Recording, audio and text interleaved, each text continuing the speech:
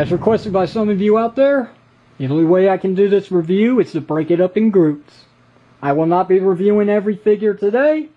I will be doing it another day. There will be a part 1, part 2, and if possible, a part 3 of this review of the story behind Power Rangers Dino Thunder as I remember it. Now, I'm not so sure if I'm going to remember everything from the top of my head, though I was really participating with this series, definitely. Even more than what really got me back into Power Rangers Wild Force. I kid you not, this series was great. And it's not because of a certain character that made its awesome comeback. No. It's because I liked the story, I liked what was going on, I liked the suits, I liked the Zords. I really got hooked into the Deluxe Zords at the time. I really did, even though I don't have any anymore. But, that being said, this is how I remember it, Power Rangers Dino Thunder, for these 3 characters, because if I was to go through all the other characters, this would be an hour-long review, and nobody wants that. I sure as heck don't want that, and I'm sure you don't want that as well. You behind this camera. So, here we go. We're going to start this off with the core Rangers, the beginning of it all. We have the Red Ranger, the Blue Ranger, and the Yellow Ranger. Their real code names, none other than Connor McKnight, Ethan James, and Kira Ford. How can I remember Ford? Who can't? Come on, it's a truck company. I mean, really, come on. Personalities, soccer player, computer whiz, the geek, the nerd, many names. And we've got the American Idol wannabe. Yeah, that pretty much explains what they do for a living. Story how these 3 came to be. Well, long after Tommy becomes a teacher at Reefside for his first day, as I'm explaining, he runs into these 2. This one, on the other hand, is a troublemaker at first. He's the punk of the whole entire team. He's out in the soccer field, skipping school, playing soccer with one of his friends, or pretty much picking on the poor guy. If you watch the video, you know what I mean. He gets caught by the principal, which we'll explain another day. We know who she is, for those who have seen the series.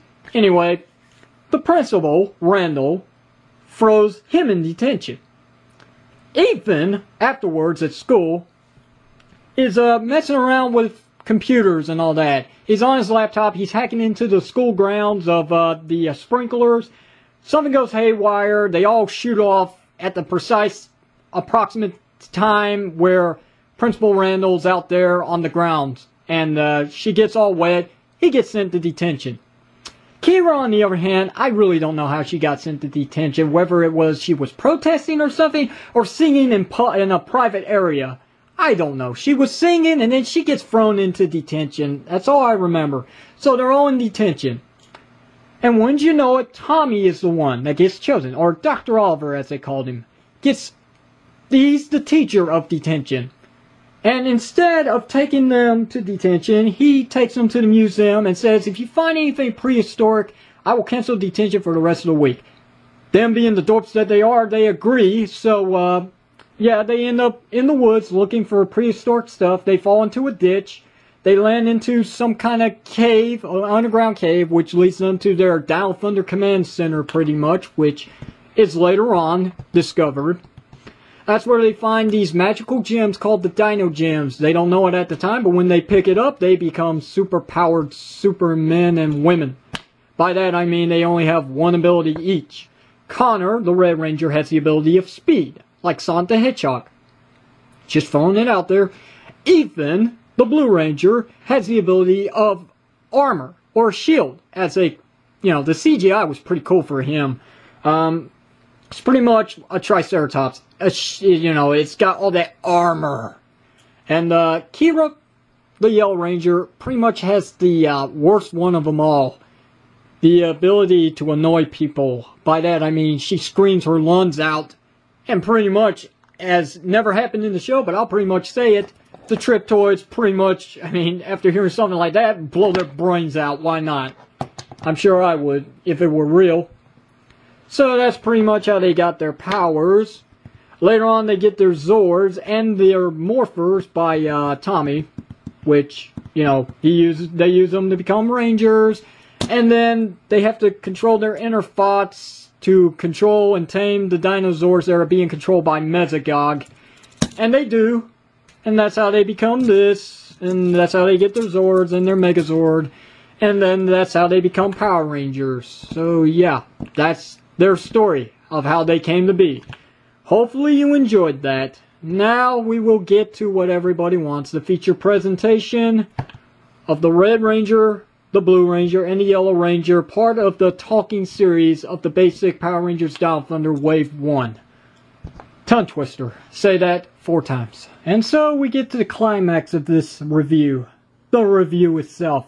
Now I understand I missed a lot of information through the past first episode to about maybe 2 episodes after that. I understand Kira got kidnapped. She ended up in Mesogog's base. She's the first one to meet Elsa and all that. I don't care.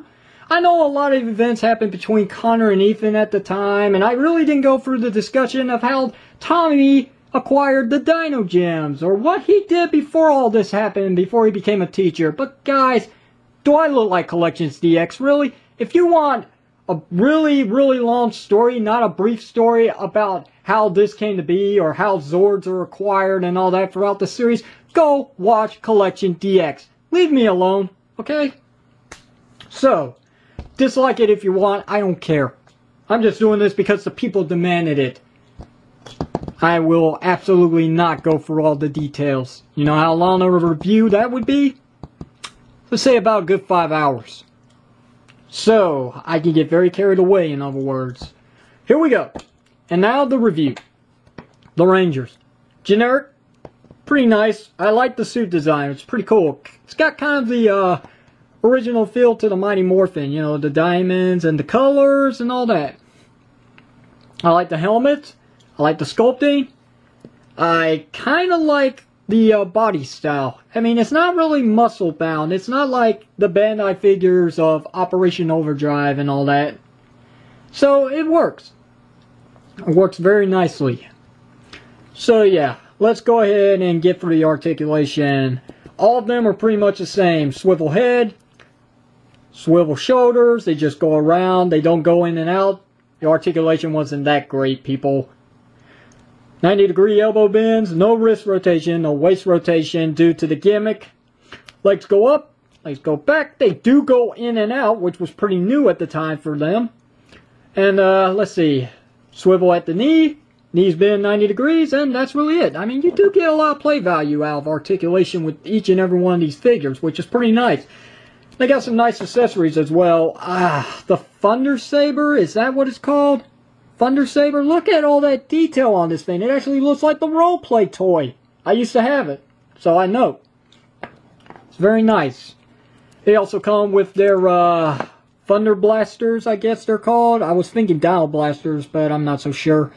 Very nice Dino Thunder symbol at the bottom of the handle. Pretty cool. I'll put it in Connor's hands just because he can. So there you go. Nice weapons, nice figures all around. Now, I understand I didn't go through each one of them, but I'm just killing time going through everyone that's got the same articulation except for one. Of course, it had to be the female, didn't it, Bandai? You sexist bastards, you really, really don't show respect anymore. This ain't the good old days anymore, now is it? I'll give you credit where credit is due. At least you got a freaking cycle. At least. But I digress. So, okay. Articulation here at the head, swivel. Swivel at the elbow, or shoulder. 90-degree elbow bend. No wrist rotation. All that kind of stuff. Let's see. She's got no waist rotation. Legs go up, back, in and out. She bends at the knees. She rotates at the knees. So, yeah, she's got the same amount of articulation as the basic Rangers here. So, I know what you're thinking. Well, what's different then? Why do you save her for last? Really, guys? Really? Okay, really. I'll show it off. Their gimmick. And hence their title. Why they are called Talking Rangers. Each one of them has a button on their buckle and a sound indicator in the back that gives off the sound, which is in their Dino Thunder logo, might I add, which is pretty cool. It's just missing the ring that goes around it. So, you press the button. And they all have 2 sound features. Let's go, Rangers! So that's Connors. Pretty cool. Very leader class. I like it. Now, Ethan. Dino power! I guess it kind of represents him, I guess. You know, armor. Armor? Yeah. Dino power. Ah. And then, Kira Ford, the Yellow Ranger. Ready for this?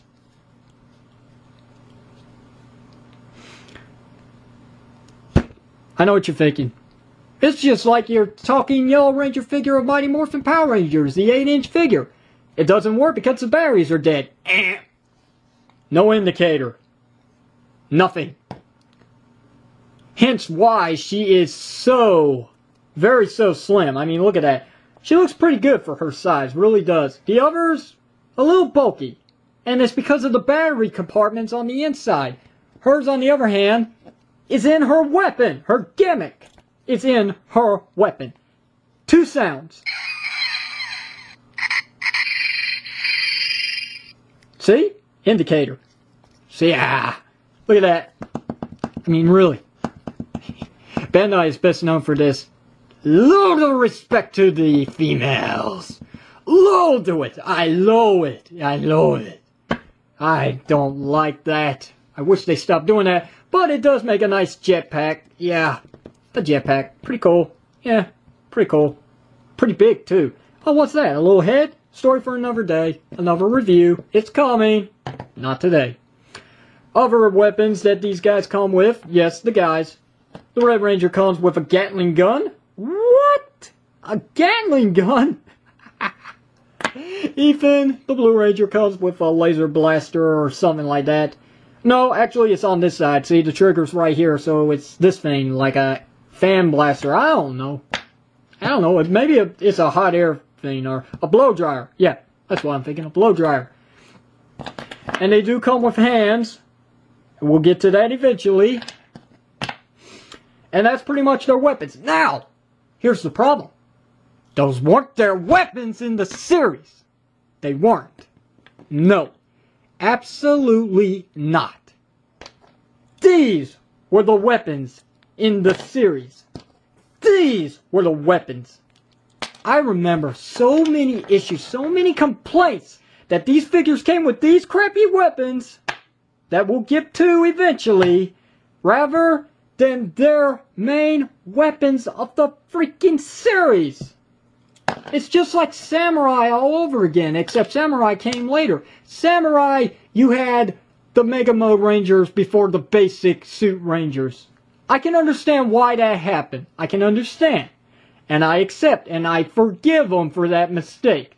This, on the other hand, is catastrophe. I mean, you would have to buy separate Rangers again from Wave 2, which was after around summertime, actually. They were featured gimmick Rangers where they had these little buttons on the back of some of them. You squeeze their legs and they move around a little bit to get these weapons. Now, I'm not upset because of the fact that they're not painted too well, but it's pretty good. Very nice detail on each and every one of them, which you're probably not going to see whatsoever on any of them. But these are their weapons. The basic shit came with these weapons. But then again, what good is the Tyranno staff with the Red Ranger that doesn't have any wrist rotation? Tricera Shield can be held by one hand, that's cool. And Kira's Terra Grips, they don't fold out into the actual weapons, the blades. Instead, they're just in their grip mode. So that's that. But the reason I'm showing these off is because these are the weapons they should have came with, not these craps. So yeah, craps. And the best part about these weapons, which is why they are actually a part of my line, I don't care whether or not they came with these weapons or not. These are officially the weapons of these Rangers. Deal with it. They actually combine into the Z-Rex Blaster. Sure, their paint application may be crappy, but at least it is in their Ranger colors, no offense. And it's a little tricky to get these to combine. It is that hard. I mean, you're putting a lot of pressure on this very, very brittle plastic. It is very brittle, but you can get it. It combines it to the Z-Rex Blaster. How awesome is that? That is so freaking cool. So yeah, always forgiven for this one thing, but the really shit came with these weapons. But other than that, I mean, that's really it for these guys. Did I also mention that they're fully painted? Except for a few places, like at the knees and maybe a little bit at the top. But I mean, I digress. These figures are awesome. You really can't turn these down unless you like collecting the 3.5-inch figures, which I do. These are really out of date. I'm waiting for SH Figure Arts to get a hold of a line approval for ABBA Ranger, because that would be so awesome to have all of them. Plus, really, we need one. We need one. This will be continued in part 2 with the other 3 Rangers that I did not go through, and maybe even a third parter which will get into something else, which is also maybe this guy. Or maybe I can fit him into part 2. But that's it, guys. Questions, comments, leave them below. I'll answer them when I have time. Stick around for part 2. It may be a day or so, or then again, maybe I might get on it right here, right now. We'll see. So that's it. Me, RedX, signing out. Thank you very much for watching, guys, and I will see you next time. Take care.